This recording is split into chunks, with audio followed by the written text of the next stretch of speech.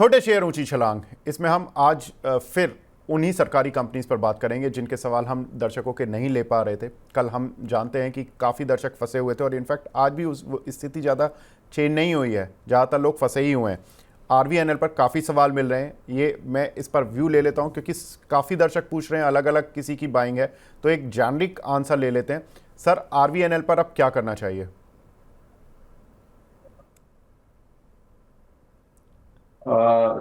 देखिए विवेक जी, आरबीएनएल में बहुत ज्यादा कोई स्ट्रक्चरल ब्रेकडाउन नहीं आया है, अभी भी फ्लैग पैटर्न बना रहा है। ये स्टॉक अगर 540 के नीचे क्लोज करता है तो फिर मैं बेरिश हो जाऊंगा 425 तक के लिए। लेकिन फिलहाल जिस हिसाब से पैटर्न डेवलप हो रहा है, अगर ये स्टॉक 650 के ऊपर निकलता है तो इसमें 100 रुपए की और तेजी बनेगी। लेट स्टेज ब्रेकआउट है, लेट स्टेज पैटर्न बना है। लेट स्टेज पैटर्न जनरली मैं ट्रेड नहीं करता हूँ, तो केवल जो दिख रहा है वो बता दे रहा हूँ। 650 निकलता है तो बाई कीजिए, 750 तक जाएगा। लेकिन अगर ये नीचे में सपोर्ट जो इसका 550 के अराउंड है, 550 540, उसके नीचे क्लोज करता है तो फिर हर तरह की लॉन्ग पोजीशन से एग्जिट करना चाहिए। लेट स्टेज काउंटर्स में जनरली ट्रेड नहीं करता हूँ। नेक्स्ट काउंटर सर आईआरएफसी, इस पर काफ़ी दर्शकों के सवाल हैं, लोग फंसे हुए भी हैं, कुछ लोग फ़ायदे में भी हैं, तो दोनों ही कन्फ्यूज़न है, क्या करना चाहिए अब?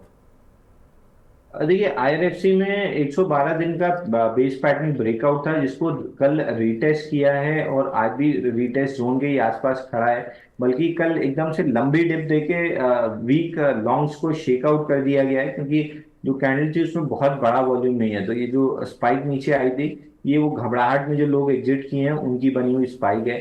एज इन मैंने स्टॉक 212 के ऊपर निकलेगा, स्टॉक में अच्छी तेजी डेवलप होगी। ऊपर में 245 250 तक जा सकते हैं।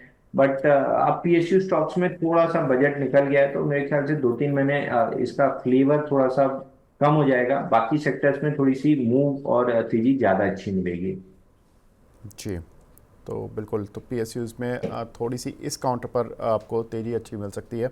नेक्स्ट काउंटर सर सुजलॉन, वैसे अगर देखें तो कल परसों नतीजे भी थे, कल इस पर रिएक्शन भी देखने के लिए मिला और शानदार आज भी तेज़ी बनी हुई है। सर क्या करना है? और देखिए सुजलॉन में 98 डेज का पैटर्न ब्रेकआउट था, उसके बाद बेस ऑन बेस पैटर्न बना है 22 दिन का। फिलहाल आज के लिए अपर सर्किट लगा है तो मिलना मुश्किल है। शॉर्ट टर्म में 65 का टारगेट था इस पैटर्न के ब्रेकआउट का, जिसको ये अचीव करके स्लाइस थ्रू कर देगा।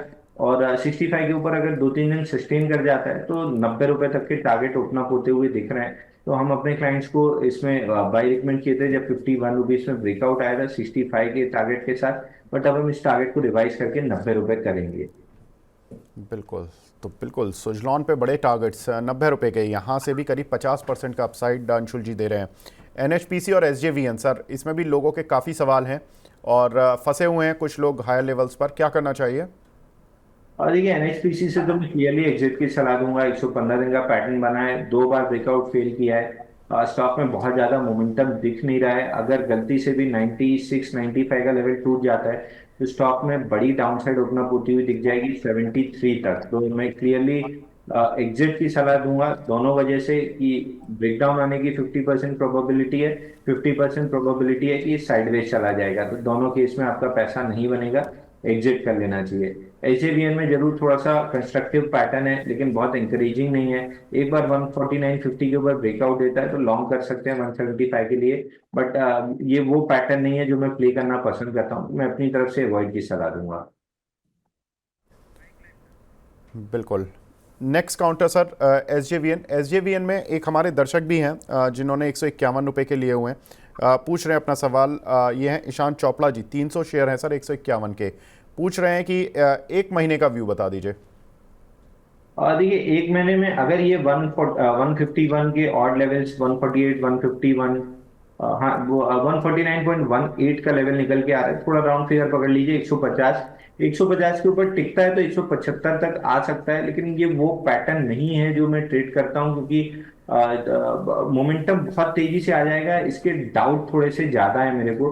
तो मैं अवॉइड की तरफ ज्यादा इंक्लाइंड हूँ। लेकिन अगर आपके पास है तो 150 का ब्रेकआउट आप एक बार देख लीजिए, 175 तक जा सकता है स्टॉक।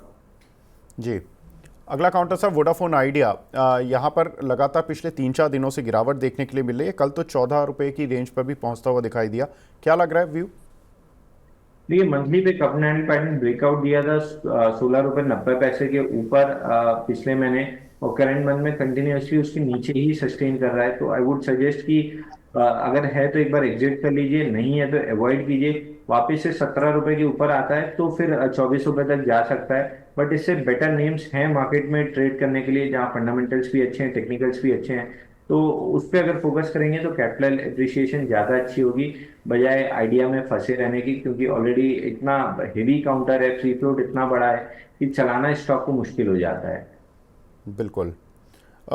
एक काउंटर है इरिडा। सर इरिडा पर रोज़ सवाल आते हैं, अभी भी एक दर्शक का सवाल भी आया हुआ था स्टार्टिंग में ही। इरिडा पर क्या करना चाहिए, क्या व्यू है आपका अब? देखिए एडा में मैं बहुत पॉजिटिव हूँ। 97 डेज का एक पूरा राउंडिंग बॉटम या वीसीबी पैटर्न का ब्रेकआउट कह सकते हैं। फिलहाल कंसोलिडेशन में है ये स्टॉक, जैसे ही अपनी अपसाइड में 282 के लेवल को निकालेगा, 340 रुपए तक की अपसाइड इमीडिएट बेसिस पे बनेगी। है तो होल्ड कीजिए, नहीं है तो 282 के ऊपर बाय कीजिएगा, 340 का टारगेट लेते हुए। तो यहाँ पर इरिडा में अगर हम देखें तो एक बड़ा टारगेट सर ने दे दिया है।